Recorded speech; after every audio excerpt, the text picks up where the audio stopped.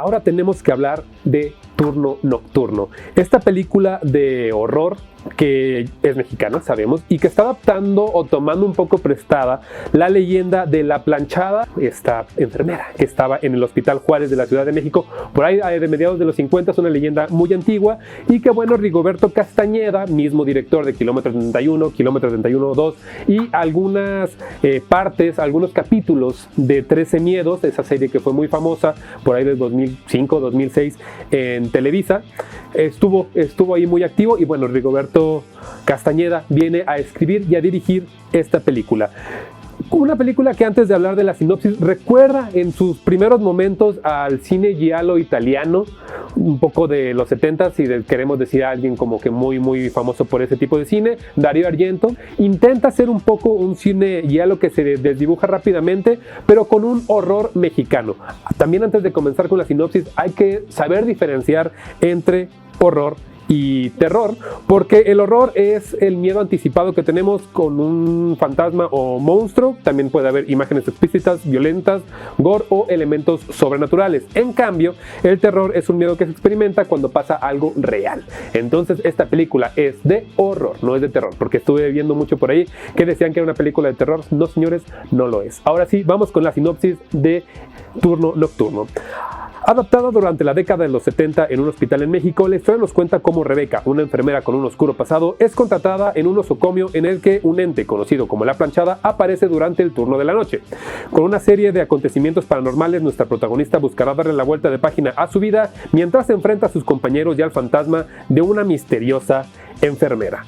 Como ya dijimos, esta película, este guión, escrito y dirigido por Rigoberto Castañeda, toma de pretexto a La Planchada, pero no le rinde el tributo de la leyenda tal cual. Recordemos que la leyenda de La Planchada cuenta que esta enfermera curaba a los enfermos después de, o sea, ya ella siendo un ente, siendo un fantasma, los curaba porque en vida no fue una buena enfermera, porque faltó a su juramento después de que se había enamorado de un doctor y el doctor la abandona. Esa básicamente es la leyenda de La Planchada. Aquí la toman más como un ente maligno que va a vengar la vida de esta chica, de Rebeca, pero tiene un pretexto que no termina de cuajar, porque la historia avanza primero como una forma paranormal, luego se va a una cosa un poco más mental o psicológica que no tiene como la mejor forma de avanzar. ¿Por qué? Porque si todo comienza, como ya dijimos, como muy giallo, en el que hay hasta ciertas cosas policíacas sucediendo dentro de la historia, se va desdibujando muy rápido a hacerlo como si estuviéramos viendo La Leyenda de la Llorona. No sé si recuerdan esa película hace unos años, algo así, una historia que no mantiene su tono y que va cambiando a pesar de que es muy corta en los 3 actos que tiene. Parecen ideas escritas que fueron pegadas de golpe, o sea, como si hubiera tenido Rigoberto la idea de hacer esta historia, de contar la historia de La Planchada, pero que al momento de escribir se le ocurrieron cosas y las fue poniendo en el papel. Sí da giros interesantes dentro del guión, pero es un poco obvia, la cual se acepta y se entiende, porque tampoco es encontrar el hilo negro dentro del género.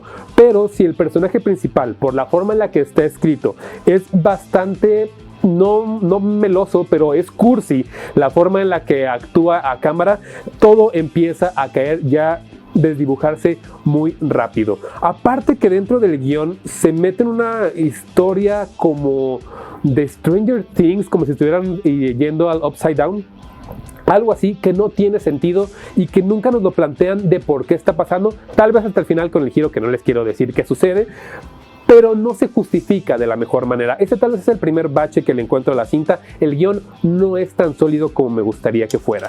Además de que las actuaciones, como ya dijimos, sobre todo el personaje principal, Rebeca García, interpretado por Paulina Gaitán, no tiene la profundidad que debería tener y que es muy meloso y muy cursi en la forma en la que el terror es expresado con ella. Al lado de ella tenemos a Tony Dalton y a Patricia Reyes Espíndola, la grandísima actriz, y a Enoch Leaño. Tony Dalton hace de un doctor muy sangrón, pero es Tony Dalton siendo Tony Dalton, no está tal cual mal. Patricia Reyes Espíndola sale muy poco, pero lo hace bien, y también Enoch lo hace bastante bien. El problema de las actuaciones, y no es tal cual el problema de la actuación, tal vez es la forma en la que está escrito y dirigido el papel, es Paulina Gaitán.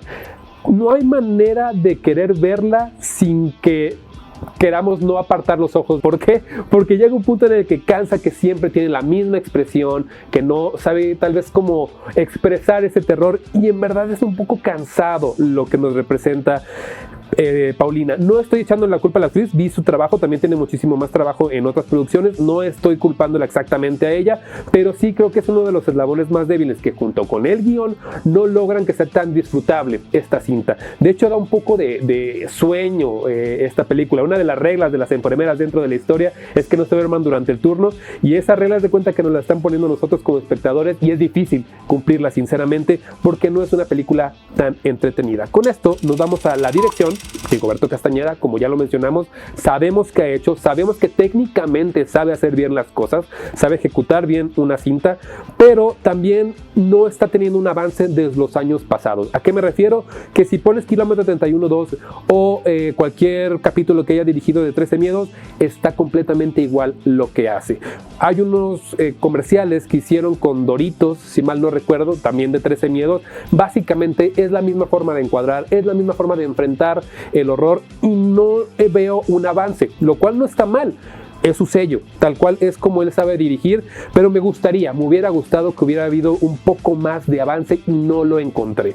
Eso nos lleva a la fotografía, porque está junto con Pegado, de Daniel Blanco, que estuvo como director de fotografía en la segunda unidad de Club de Cuervos. Segunda unidad quiere decir que no es las tomas principales, son las tomas que son de apoyo, que sí lo hace bien, lo hace interesante, salvo el slow motion, que sobre todo al final es muy evidente que lo están intentando hacer de una manera no natural, que tal vez no grabaron a los fotogramas que debían haber grabado, y que se les fue de una forma antinatural. De ahí en fuera me parece bien. Y el apartado de la música, ese sí es algo que resalto muchísimo. Rodrigo García Morelos, poco trabajo, no encontré mucho sobre él, pero aquí sí le puedo reconocer que no sé si calca, pero si encuentras como la música dentro de cualquier película de giallo, él lo hace de forma muy igual. Entonces sí, eso es un apartado que hace que la cinta suba un poquito. Y mi calificación para esta película es un 6.8. Ojalá fuera más, pero no logra